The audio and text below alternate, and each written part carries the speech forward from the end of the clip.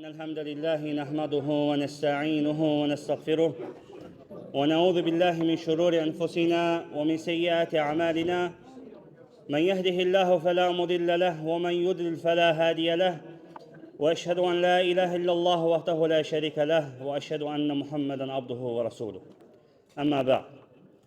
Əziz və dəyərli olan qardaşlar, ilk növbədə hər birinizi salamlayıram. Esselamu aleykum və rəhmətullahi və barakatuhu. Və bundan sonra alemlərin Rəbbi olan Allaha həmd sənalar olsun. Uca Rəbbimiz bizi mübarək günlərdə, Ramazan günlərində və iftar süfrəsində cəm edib. Həmd olsun Rəbbimizə. Və biz iftardan əvvəl Şeyx Fövzan Hafizahullahın şərhi ilə orucla əlaqəli olan hökmləri oxuyuruq. Və inşallah bu günlərimdə orucu pozan şeylərdən inşallah şeyxin şərhindən oxuyacağıq. Allahdan istəyirəm ki, Allah Subhanahu taala bunu eşidənlərə faydalı etsin. Amin. Şeyx buyurur ki, Allah Subhanahu va taala əmr edir.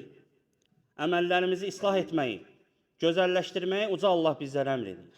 Və həmçinin o əməlləri batil edən, puç edən şeylərdən Allah Subhanahu taala qadağan edir. Necə ki, dəlil gətirir Muhammed surəsi 33-cü ayədə uca Rəbbimiz mübarək kəlamında buyurur ki, Əuzu billahi mineşşeytanirracim. Ya eyyuhellezine amanu. Ey iman gətirənlər, atiullaha və atiur rasul. Allaha və onun rəsuluna itaat edin. Və la tubtilu a'malakum. Əməllərinizi puç etməyin. Şeyx bu başlıqdan başlayır və buyurur ki, "İ'lamu ennehu yecib beyan mufsidat es-siyam." Bilginən ki, vacibdir ki, sən orucu puç edən, batil edən şeyləri biləsən. Liya'rifuha el-muslim feyebta'id anha və yekun ala hadr minha. Ona görə bilməyin vacibdir ki, əziz oruç tutan o batil olan, batil edən, puç edən şeylərdən çəkinəcəksən ki, sənin orucun salamat olsun. Və bu barədə şeyx puç edən şeyləri iki sinifə bölür və buyurur ki, birinci qrup mən yubtilus-savm və yəlzim ma'hul qada. Birinci qrup odur ki, orucu puç edir, batil edir və qəza vardır. İkinci sinif isə mən yufsidu savabes-savm. Orucun savabını puç edir, yəni naqisləşdirir. Və la yəlzim ma'hul qada. Qəzası da yoxdur. Bu günlərim İnşallah şəhdən nə ki batil edir və qəzası var, ondan vaxtımız çatdığı qədər oxuyacağıq inşallah. Şeyx buyurur ki, فَمَتَى جَامَ الصَّائِمْ فِي نَهَارِ رَمَضَانَ بَطَلَ صِيَامُهُ.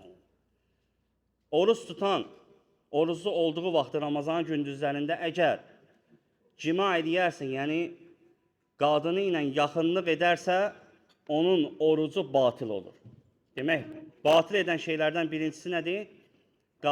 Kişinin qadını ilə yaxınlıq etməsi oruclu halda. O orucu batil edir.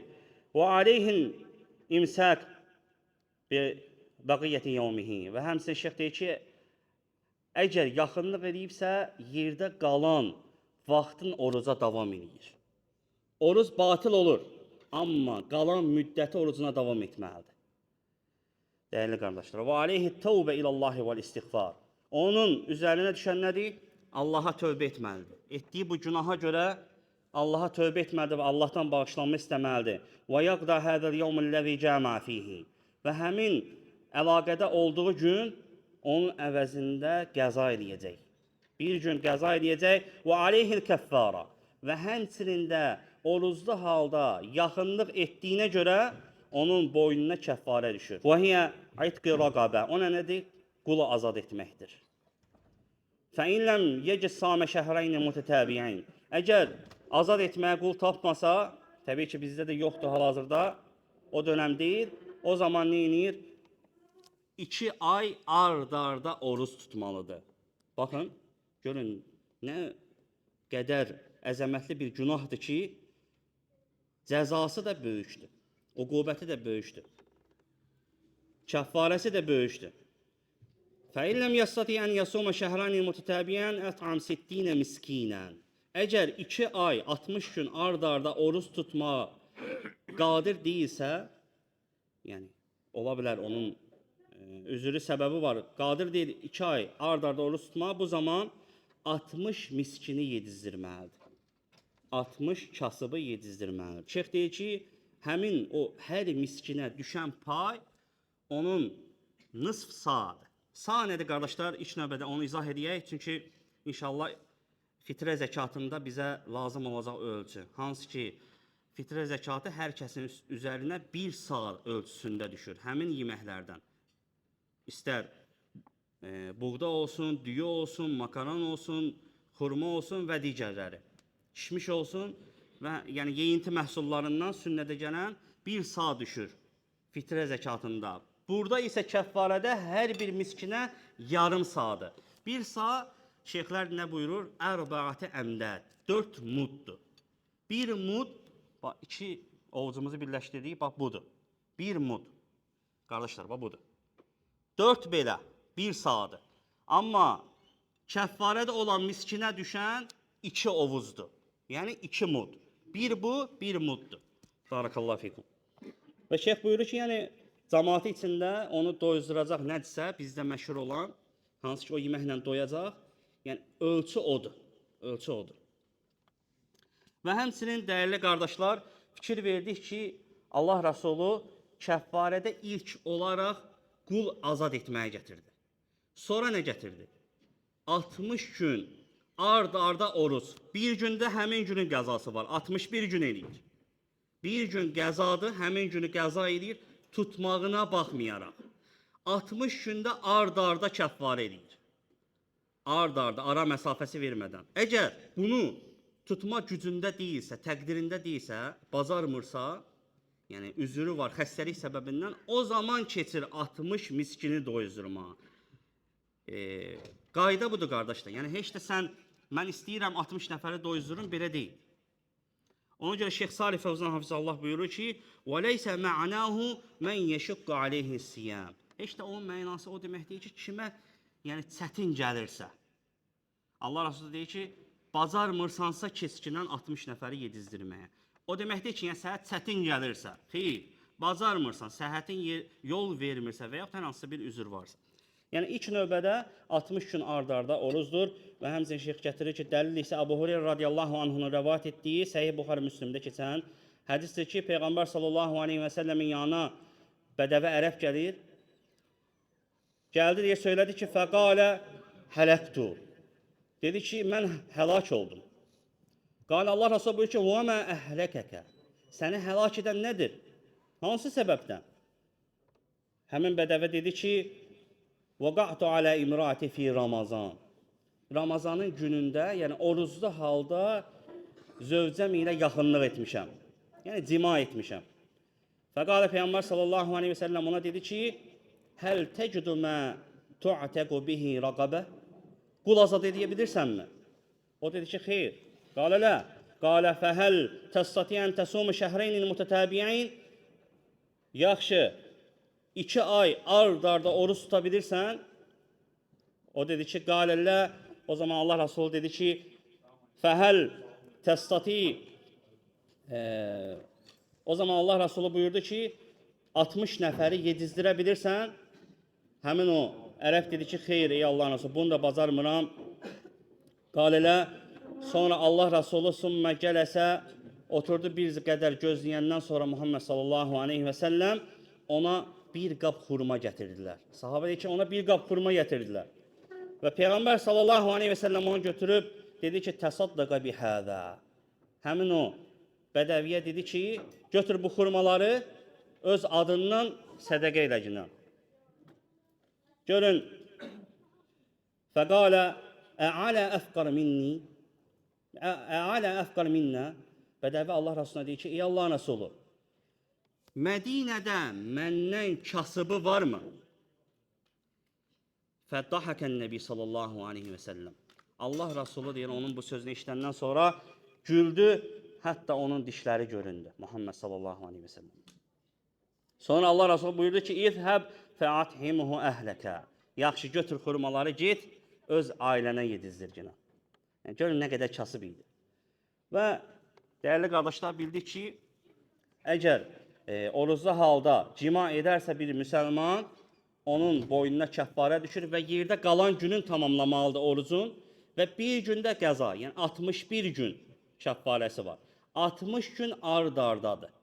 Yox, əgər bunun bacarmırsa, təqdirində, gücündə deyilsə, o zaman nə edir? 60 miskini yedizdirməlidir. 60 yoxsulun yedizdirməlidir. Alimlər deyir ki, şərt yoxsuldur, varlı olmamalıdır orada.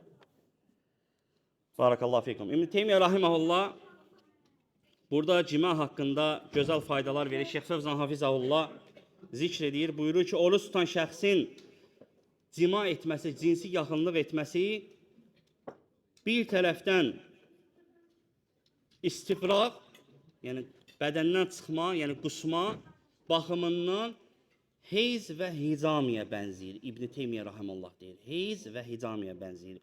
Digər tərəfdən isə şəhvət baxımından yemək və içməyə bənzəyir. Çünki Peyğəmbər sallallahu aleyhi ve sellem Şeyx Fəvzan Hafizahullah deyir ki, buyurdu ki, Rəbbindən xəbər verərək qüdsə hədisdə Allah Subhanahu buyurur ki, qulum, şəhvətin, yeməyin, içməyin mənim üçün tərk edin. Onun əcri, mükafatını da mən verəcəm. Yəni, şəhvətin, yəni istəklərin tərk etmə babından da həmçinin yemək və içməyə bənzəyir. İbn Teymiyyə rahimehullah deyir. Və həmçinin dəyərli qardaşlar, Şeyx gətirir ki, İbn Teymiyyə rahimehullahdan "Vəl-cima min a'zam na'imil bədən."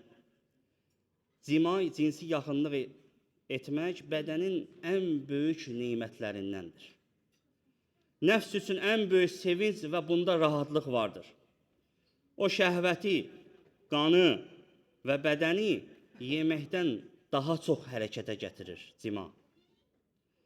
Əgər şeytan Adəm övladının damarlarında qan kimi dövr edirsə və qida da qanı artıraraq nəfsi şəhvətlərə meyl etdirirsə, İbn Teymiyyə rahimehullah deyir, onda deyir, cima ondan daha üstündür. Yəni, insanın qanın sürətləndirir, şəhvətin daha da artırır. Ona görə çəkinməliyik biz bundan. Həmçinin İbn Teymiyyə rahimehullah buyurur ki, çünki o nəfsin, cima nəfsin şəhvət istəyini daha çox alovlandırır, artırır. Və bu da iradəni ibadətdən məşğul edir, yayındırır.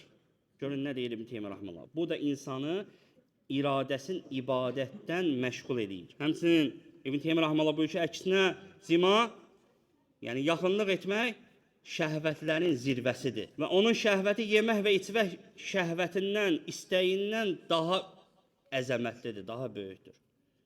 Ona görə də yaxınlıq edən şəxsə kəffarə nə gəldi? Zihar kəffarəsi gəlir şəriətdə. Qul azad etmək. Bu da sünnə ilə sabitdir, Quran və sünnə ilə. Yəni, həmçinin digər əməllər də vacib olur ona, əgər qul azad edə bilmirsə. Çünki bu əməl daha ağırdır. Cinsi yaxınlıq eləmək oruclu halda daha ağırdır. Ona sövq edən hisslər daha güclüdür. Yaratdığı fəsad isə Şeyx İbn Teymiyyə rahimehullah deyir ki, daha şiddətlidir. Daha şiddətlidir.